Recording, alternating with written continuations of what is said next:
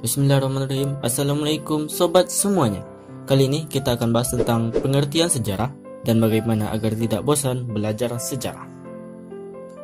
Mendengar kata sejarah, apalagi di waktu masih sekolah, kamu mungkin sering merasa mengantuk, ditambah lagi dengan guru yang membosankan. Tapi, tahukah kamu, sejarah mempunyai peran yang cukup penting bagi kehidupan kita saat ini, bahkan juga untuk masa depan. Bagaimana tidak, berbagai kemudahan yang ada pada saat ini adalah salah satu hasil dari sejarah. Kita contohkan, dulu orang bersih dengan menggunakan bahasa lisan yang terbatas oleh jarak dan tentunya waktu. Namun, sekarang kamu bisa menonton secara langsung konser opa-opa Korea yang kamu idolakan itu hanya menggunakan alat yang bernama handphone lewat streaming YouTube atau aplikasi yang lainnya. Kenapa itu bisa terjadi? Itulah sejarah yang membuat suatu hal lebih mudah dan simpel karena penemuan orang-orang pada masa lalu. Nah, kali ini kita akan masuk ke pembahasan. Sejarah itu dicatat oleh masa sekarang untuk masa depan dan berasal dari masa lalu. Sebagai sebuah ilmu yang memiliki keunikan tersendiri, sejarah seringkali melahirkan sebuah pemikiran yang tercatat dalam berbagai karya. Tiang sejarah menurut KBBI diartikan sebagai asal-usul ataupun keturunan silsilah kejadian atau peristiwa yang benar-benar terjadi pada masa lampau, yang disebut juga riwayat dan tambo. Para ahli mendefinisikan sejarah sebagai disiplin ilmu yang meneliti dan menyelidiki secara sistematis keseluruhan perkembangan masyarakat.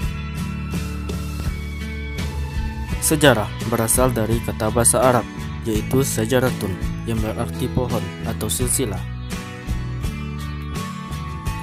Menurut Aristoteles, mengartikan sejarah sebagai suatu sistem yang menjelaskan kronologi dari terjadinya suatu peristiwa.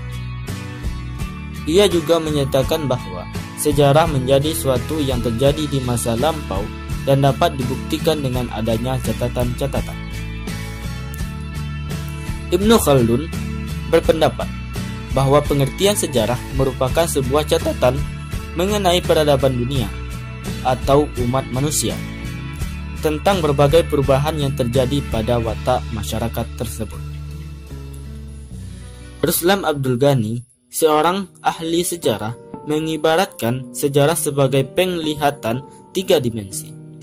Pertama, penglihatan ke masa lalu, kedua, ke masa sekarang, dan ketiga, ke masa yang akan datang. Dari pernyataan-pernyataan tersebut, dapat disimpulkan bahwa teori sejarah adalah sebuah sistem konsep dalam bentuk abstrak untuk memahami suatu fenomena sejarah. Manusia dan sejarah tidak dapat dipisahkan, di mana manusia sebagai sumber dan sejarah sebagai objek manusia yang mempengaruhi sejarah, karena manusialah yang membuat sejarah itu sendiri. Tanpa adanya manusia, maka sejarah kemungkinan tidak akan pernah ada. Sebab manusia yang mengendalikan sejarah dan manusia dapat menjadi penyedia sejarah. Nah, itulah materi untuk kita pada hari ini. Sampai jumpa di video berikutnya. Semoga menambah wawasan dan pengetahuan kamu. Sampai jumpa. Wassalamualaikum warahmatullahi wabarakatuh.